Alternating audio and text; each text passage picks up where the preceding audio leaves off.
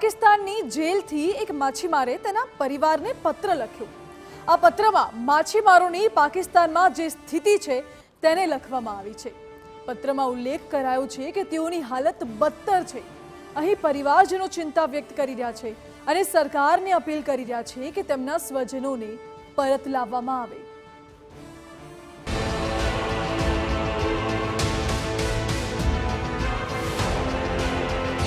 પાકિસ્તાનથી આવ્યો પત્ર।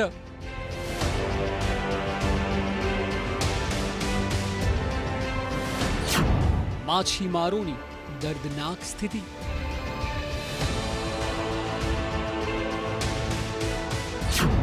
સરકારને પત્રમાં કરાઈ અપીલ।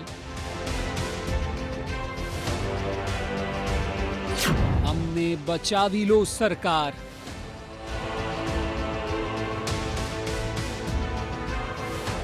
પાકિસ્તાની જેલમાં ભારતના અનેક માછીમારો બંધ છે। આ એવા નિર્દોષ લોકો છે કે જેમને પાકિસ્તાની મરીનના લોકો બોર્ડર ક્રોસ કર્યાના આરોપસર ઉઠાવીને લઈ જાય છે અને ત્યારબાદ તેઓ વર્ષો સુધી ત્યાં રહેવા માટે મજબૂર બને છે। કેટલાક નસીબદાર હોય તો પરત આવી શકે છે, નહીં તો પાકિસ્તાનમાંથી આ પ્રકારના પત્રો જ ભારત પરત આવે છે। આ પત્રોમાં ત્યાંની સ્થિતિ અને ભરપૂર વ્યથા જોવા મળતી હોય છે। આવો જ એક પત્ર પાકિસ્તાનથી ભારત આવ્યો છે। પાકિસ્તાનની જેલમાં ગુજરાતના કેટલાક માછીમારો મૃત્યુશૈયા પર આળોટી રહ્યા હોય તેવો ચોંકાવનારો ઘટસ્ફોટ થયો છે અને આ ઘટસ્ફોટ પાકિસ્તાનની જેલમાં કેદ એક માછીમારે પોતાના પરિવારને પત્ર દ્વારા જાણ કરીને કર્યો છે। પત્રમાં જે પ્રકારની માહિતી આપવામાં આવી છે તે મુજબ ગત 17મી માર્ચે એક માછીમાર કેદીનું મોત પણ થયું છે અને સાથે અન્ય કેટલાક કેદીઓના સ્વાસ્થ્ય સામે પણ ખતરો હોવાનો પાકિસ્તાનથી આવેલ પત્રમાં ઉલ્લેખ કરવામાં આવ્યો છે।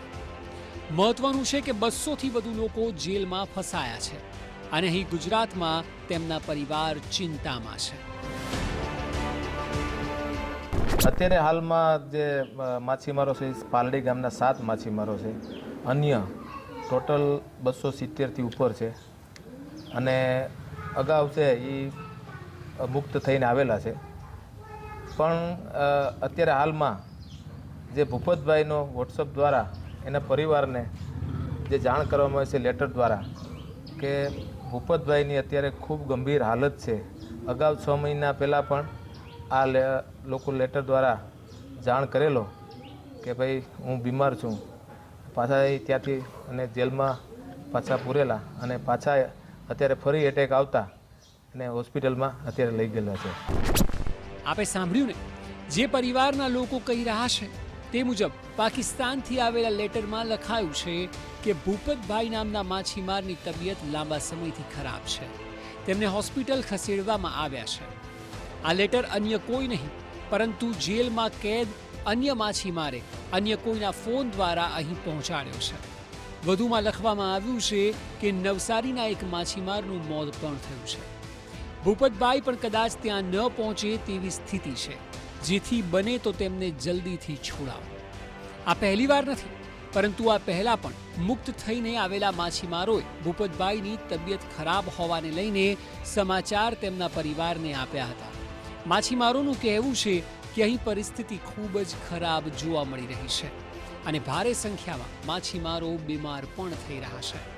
આ પત્રને લીધે માછીમારોના પરિવારજનો બરાબરની ચિંતામાં અત્યારે જોવા મળી રહ્યા છે અને સરકારને તેઓ વિનંતી કરી રહ્યા છે કે કોઈ પણ ભોગે સરકાર તેમની વહારે આવે અને માછીમારોને તાત્કાલિક છોડાવે।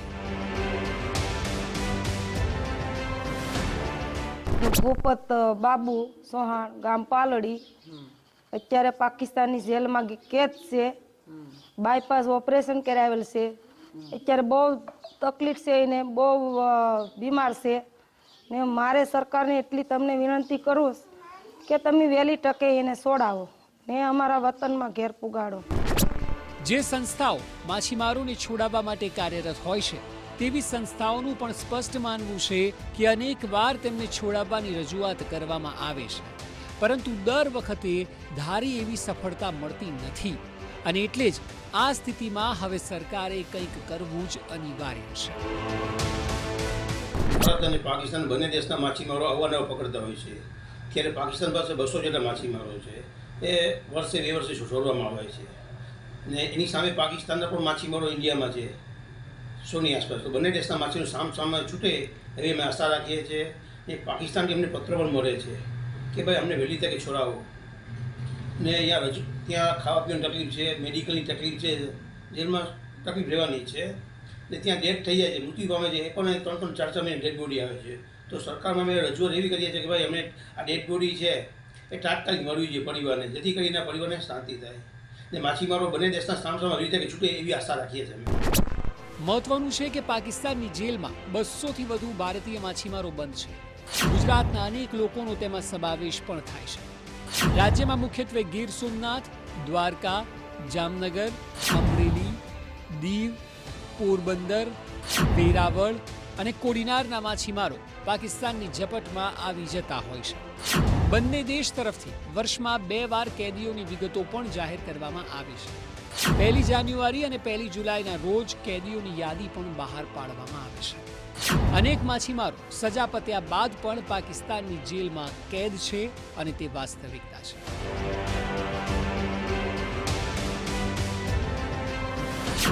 સવાલ અહીં એ થાય છે કે આખરે કઈ રીતે આ માછીમાર ઝડપાય છે. ભારત અને પાકિસ્તાનની દરિયાઈ સીમા ગુજરાત સાથે ખૂબ જ નજીકથી જોડાયેલી છે. ત્યારે વેરાવળ, પોરબંદર અને ગુજરાતના અન્ય દરિયા કિનારા પરથી માછીમારી કરવા માટે નીકળેલી બોટ અને માછીમારો આંતરરાષ્ટ્રીય જળ સીમા ઓળંગી જાય છે, જેને પાકિસ્તાની સુરક્ષા એજન્સીઓ દ્વારા પકડી પાડવામાં આવે છે.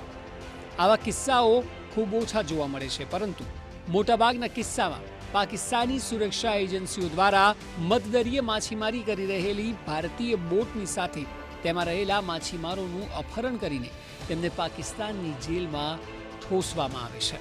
અને આ પ્રકારે આખા ષડયંત્રને અંજામ પાકિસ્તાન દ્વારા આપવામાં આવે છે.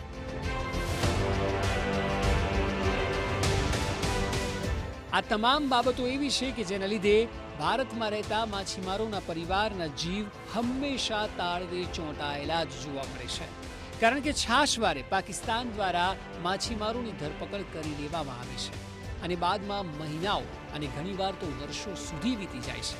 પરિવારો અહીં રાહ જોતા થાકી જાય છે અને તેમના સ્વજન પાછા ક્યારેય નથી આવતા. તમામ પરિવારજનો સરકારને પણ અપીલ કરી રહ્યા છે કે વહેલામાં વહેલી તકે તેમના સ્વજનોને છોડાવવામાં સરકાર મદદ કરે. Bureau report, TV9.